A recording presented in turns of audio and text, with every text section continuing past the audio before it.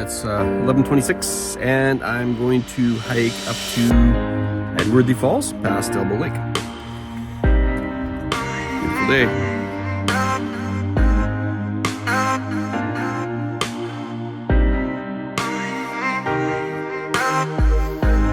So there's lots of evidence of horses on this trail. This is an equestrian trail too. Can't help but think about Case.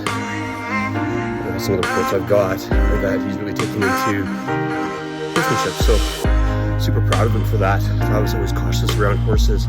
My children mean the world to me, but I trust that they're being looked after with good decisions, and Case is a smart guy and focuses on something that's really good at it. Furthermore, he's got the most incredible balance. So Case, I'm thinking about you right now. Love you, miss you. Can't wait to see you guys again too. Straight next to this guy.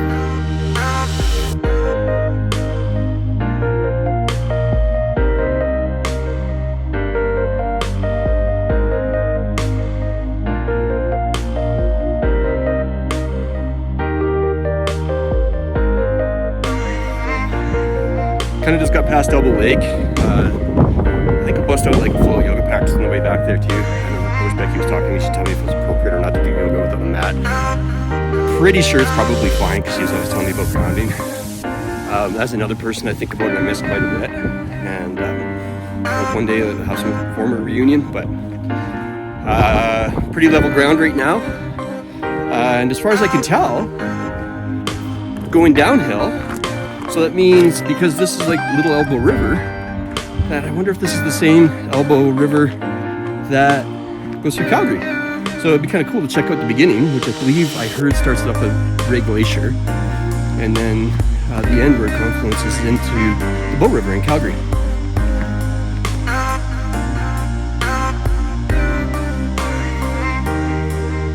Okay, a bit of a note to self. Not right now, it's kind of hard to see the video.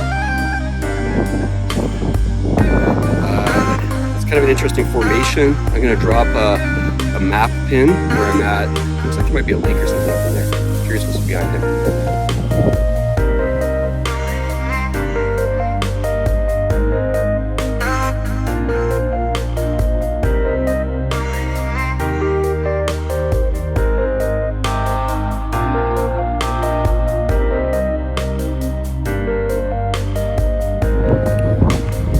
So that little stream that I caught before, and now it turns into this, I think is actually the very beginning of the Elbow River that goes through Calgary. Because the water is indeed flowing towards Calgary.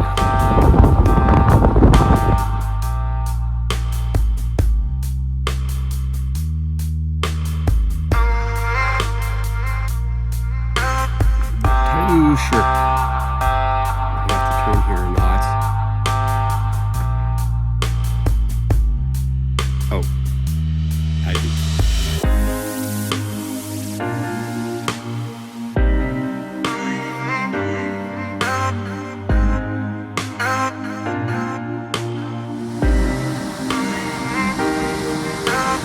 This shall be my new waterfall smile. You have a waterfall smile?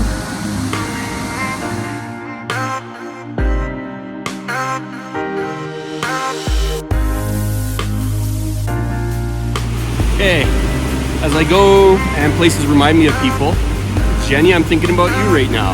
I'm thinking that you would love to go for a cold dip in this water.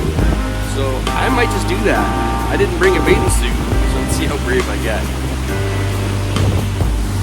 Well, I think I'm gonna go for a swim.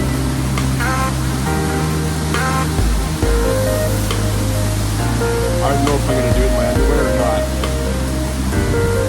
I've never had to put in the sensory thing or bare foot, but I might have to put a bare butt in this video.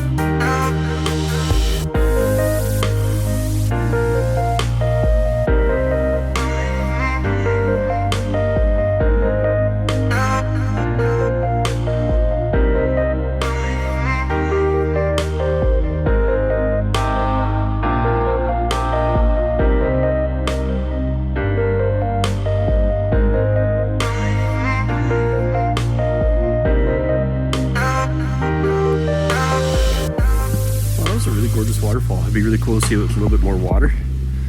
But being on a Monday and not really summertime, it was kind of cool that it was just me. A couple other people came down, and another couple came down too, right to the water level where I was at. But I went for my swim and still decide whether or not you guys get to see a full moon. And I did a little bit of yoga down there too. I didn't bring a mat, so I definitely grounded, but that was a really cool experience. I got to just hike out, which is just a light hike out, and pretty much tumble down that last hill if I need to. Well, I just went around the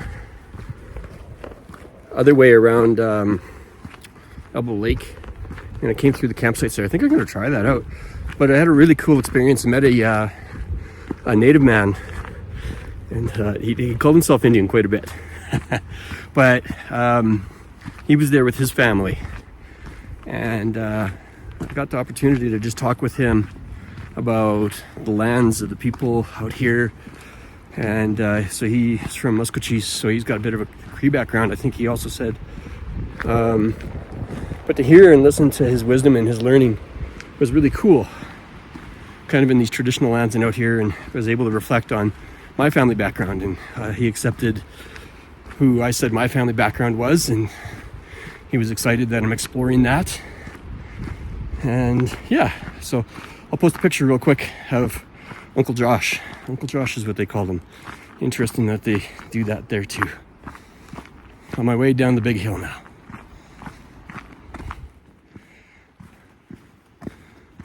Well, there's not much new to show you on the way back because I'm just following simply the route I came in on the way out. But I do want to share this. I spent a lot of time on my physical health and my spiritual health this last year that I've been out. When I was arrested, I was kind of left it on my own and had to learn how to rely on God and keep myself healthy and safe. Access to the counselors, and they were a little bit thin, and when I come out too, I've been rejected by a few churches who would rather just deal with the fear within their own congregations than the concerns that they might have with an individual, and accusations, not even actually seeking the truth. So I spent a lot of time following doctor's orders, and I actually have lots of documented proof through my PTSD and things like that, saying, look after yourself, look after yourself, look after yourself. Well, I've done that. I'm in pretty darn good shape right now. Spend a lot of time reading, spend a lot of time exercising, and I'm not going to let myself be forced by justice pressure or all sorts of other pressures of diving into some kind of job that's just going to just take me apart again. Everybody seems to appreciate and acknowledge a paramedic and the service that they do, but then they forget that it's permanent damage that I sustained with PTSD. So I'm looking after myself. I'd love to have my family alongside of this new trail in life, and that would be the best for me, but I can't control them. So the best that I can do is look after me. Go for hikes, explore new things, try new things. Yoga's been fantastic. Becky, once again, thank you. My gosh, thank you. Spending the time in the Word alone without a church to be distracting with their traditions, and every church I've been in is doing false teaching. Do this, you have to tithe, you have to serve, you have to...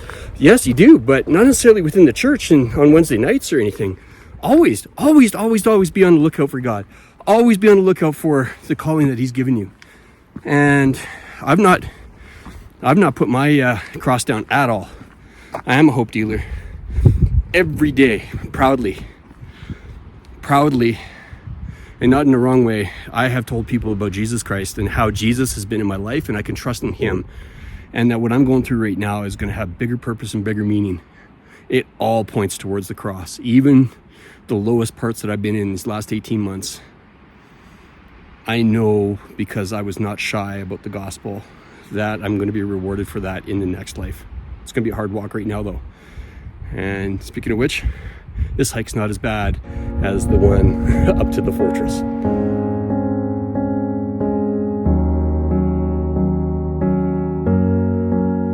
Lately I feel like I'm suffocating, reaching out to God, I need to take a breath. It's hard to understand what's next when you don't know what's left. I talk to people, they just say that I'm inside my head. Yeah, you're probably right, but don't be hurt when I ignore your text. I look around at my family because I know I'm blessed. All of this anxiety could lead to cardiac arrest. This year's been a battle, taking shots from right to left. I wish I would have got the memo, I could have put on my vest. These insecurities I've carried is the reason when I look into this mirror, my reflection never shows the best. I've always hated mediocrity, so any less is really just a failure when you close the book to take the test. I'm writing from a place that I don't understand, but if it's really over for me, why's the pen inside my hand? I'm trying to walk, but every step feels like I'm sinking in some sand. I'm trying to talk, but every lyric that I've written comes out bland. See what I mean? It's a vicious kind of cycle. When I need direction, I'll just sit and open up my Bible, talk to God, because my communication with Him is vital. Take my music off the throne, this should never be an idol.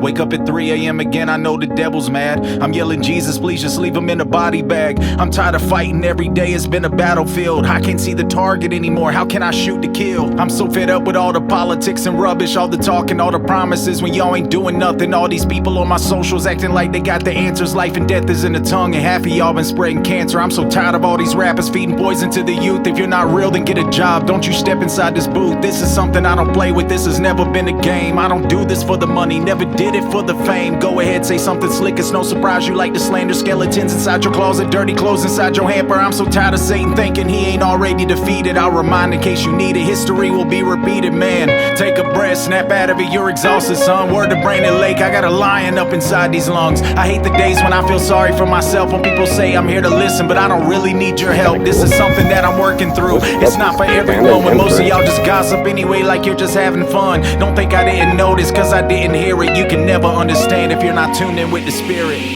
That's the realest thing I wrote down in a minute.